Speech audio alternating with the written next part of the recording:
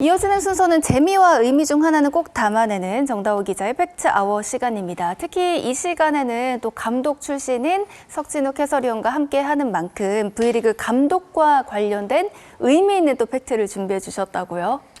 네, 일단 외국인 감독 시대에 이제 우리에게 무엇을 남겼나라는 주제로 이야기를 해보려고 하는데요. 이번 시즌 외국인 감독 전성시대라고 할 수 있습니다.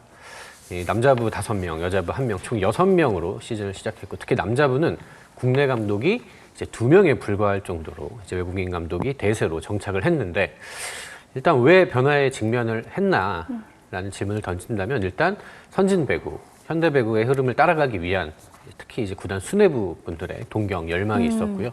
우리도 세계 배구의 흐름을 한번 따라가 보자라는 취지가 있습니다. 특히 이제 대한항공이 워낙 큰 성공을 거뒀기 때문에 그것도 영향을 미친 것 같고, 또 옆나라 일본도 지금 현대캐피탈을 이끌고 있는 불란 감독을 통해서 굉장히 세계적인 수준으로 도약을 했잖아요. 그런 여러 사례들이 있었고, 또 하나의 원인은 이제 국내 감독 풀이 어느 정도 한계에 직면을 했다. 이미 너무 좁다라는 이제 원인이 하나 있었을 텐데, 일단 결과는 사실 희비는 많이 엇갈렸다고 볼 수 있을 것 같습니다. 현대캐피탈은 아주 성공적인 선임이라고 평가를 할 수 있을 것 같은데요. 일단 대한항공 왕조 시대를 완벽하게 종결을 했습니다. 압도적으로 정규리그 1위를 차지했고요. 사실 멤버 자체가 매우 강력해서 변별력이 조금 떨어지는 경향도 있긴 하지만, 이제 최근 몇 년간의 현대캐피탈과 비교를 했을 때 분명히 달라진 점이 존재한다라고 이야기할 수 있을 것 같고요.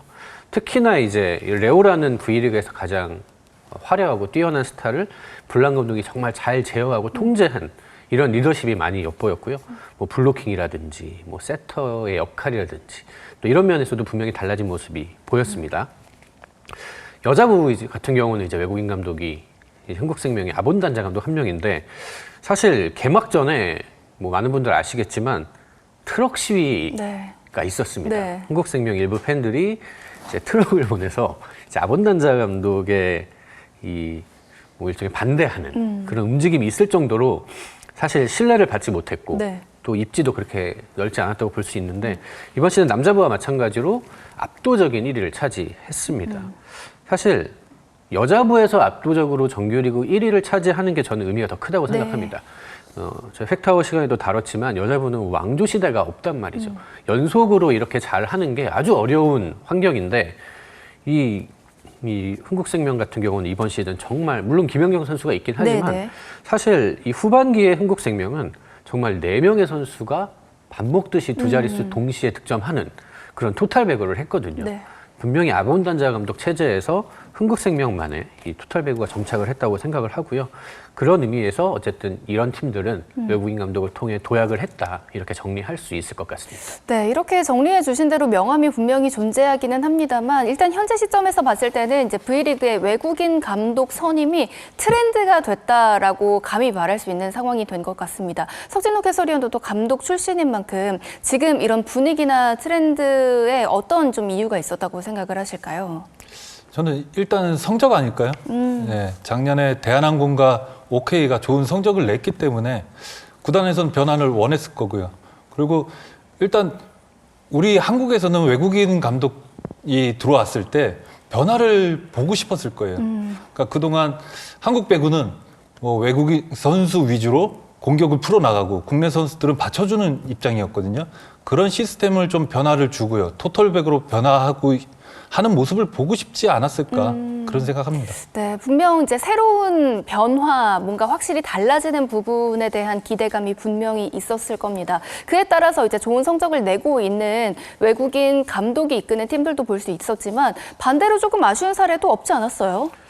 사실 우리카드를 이야기하지 않을 수가 없을 것 같습니다. 우리카드가 2017-2018 시즌 이제 6위를 차지한 이후에 최저 성적이 이제 유력합니다. 일단 4위인데, 파이스 감독이 부임을 했는데 오히려 이제 본 배구에 가지 못하는 이런 아쉬움을 남겼고, 그렇다고 해서 우리카드 전력이 떨어지냐라고 하면 사실 또 그건 아니거든요. 이제 아웃사이드 히터 쪽의 카드가 정말 다양한 팀이고, 또 이제 아시아 쿼터 알리 선수의 기량도 굉장히 좋은 평가를 받고, 물론 이제 외국인 선수 부상 변수라는 게 있긴 했지만 사실 이런 일들은 다른 팀에도 어느 정도 일어나긴 했거든요.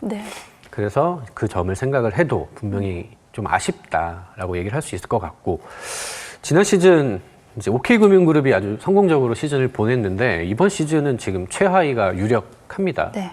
오기노 감독이 이제 레오 선수를 포기를 하고 이제 새로운 배구로의 이제 도전을 선언을 했는데 결과적으로 대실패했다. 같은 감독이지만 이 선수 구성에 따라 이렇게 크게 달라져 있다는 거는 과연 외국인 감독이 무조건 좋은 것인가라는 것에 이제 물음표를 던지게 하는 상황인 것 같고요. 이제 반대로 이제 국내 감독이 오히려 팀을 조금 더 긍정적으로 만든 사례도 있습니다. 특히나 이제 페퍼저축은행을 이야기할 수 있을 것 같은데, 이제 외국인 감독 체제에서 뭐 팀의 문화, 기강, 이런 체계, 이런 것들이 너무 잡히지 않아서 사실 안팎에서 그런 우려들이 많았던 팀인데, 그래도 이제 장소연 감독이 부임을 한 후에 이제 많이 달라졌습니다. 네. 체계도 잡히고 팀의 문화도 생기고 그런 기강도 잡히면서 구단 역대 최고 성적을 거뒀고, 사실 외국인 선수만 조금 더 잘 뽑았다면 이제 다크호스가 되지 않았을까 하는 생각이 들기도 합니다. 남자부에서는 이제 뭐 삼성화재도 언급을 할 수 있을 것 같은데, 저희가 저번에도 뭐 한번 몇 번씩 언급을 했는데 삼성화재가 정말 남자부에서 눈에 띄게 적은 돈을 쓰는 네. 팀입니다. 뭐 많이 쓰는 팀의 절반도 안 될 정도로 굉장히 열악한 팀인데, 그래도 이제 김상호 감독 부임 후 시즌 조금씩 순위가 계속 상승을 하고 있거든요. 그렇죠. 이번 이번 시즌도 지금 5위를 달리고 있고, 뭐 과거의 영광을 생각하면 아쉬운 성적이지만 지금 삼성화재의 현실을 생각을 할 때 꽤 그래도 경쟁력 있게 배구를 하고 있다라는 생각이 들거든요. 네. 그런 점에서 꼭 국내 감독이 뭐 부족한 것만은 아니다라는 네. 생각을 들게 합니다. 맞습니다. 이렇게 외국인 감독 선임에 따른 아쉬움도 분명히 있는 게 사실인 건데요. 서진욱 해설위원도 이 부분과 관련해서 좀 하고 싶으신 이야기가 있을 것 같습니다. 저 외국인 감독들이 이제 팀 위주, 그러니까 팀에 있는 선수들 위주로 준비를 하는데요. 네. 그러니까 유망주 그리고 신인 선수들, 한국 배구 미래에 대해서는 그렇게 크게 생각하지 않습니다. 그렇기 때문에 걱정되는데요. 프런트에서 이 고등학교 경기나 대학교 경기를 찾아봐야 돼요. 그렇지 않으면 신인 선수 발굴이 좀 힘들어질 거고요. 저는 아쉬운 부분이 아시아 쿼터, 그다음에 외국인 선수 트라이아웃을 끝나고 나면요, 외국인 감독들은 휴가를 떠나거든요. 네. 그 기간 굉장히 또 중요해요.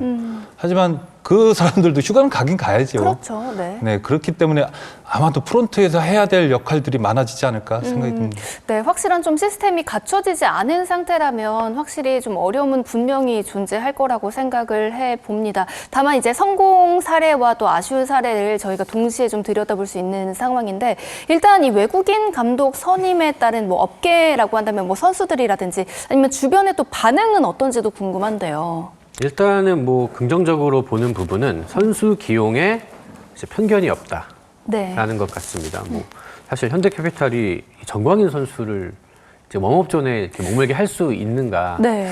어떤 국내 감독은 그렇게 할 수 있을까라는 생각을 하게 되는데, 네. 이제 외국인 감독으로서는 할 수 있다는 이야기가 많이 나오고요.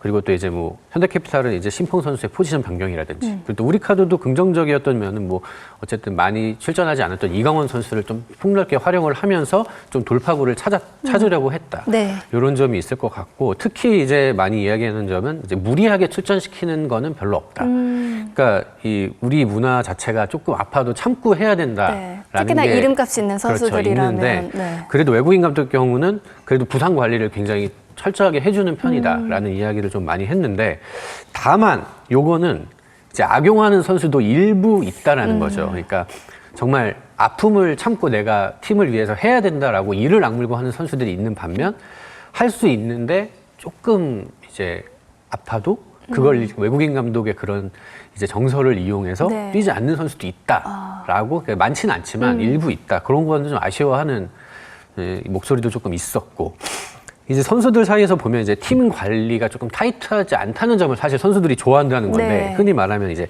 좀 풀어준다. 요건데, 사실 요거는 동전의 양면이라고 생각을 합니다. 네. 어쨌든 굉장히 고액의 연봉을 받으면서 프로 선수로서 뛰고 있는데, 이 감독이 편하게 해주는 걸 마냥 좋아해야 되냐, 구단 입장에서. 네.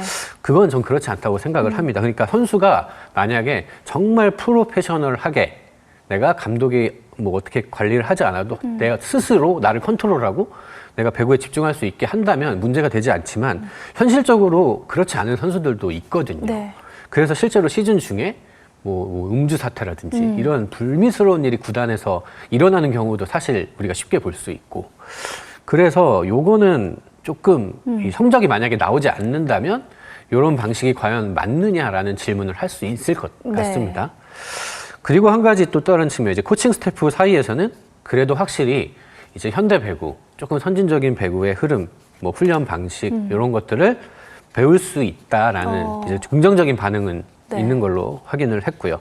그러니까 우리가 이 지도자들이 좀 해외 배구의 흐름을 파악을 하려면 해외에 나가야 되잖아요. 그렇죠. 그런데 굳이 그러지 않아도 내가 뭐 크게는 작게 뭐 일부는 배울 수 있다.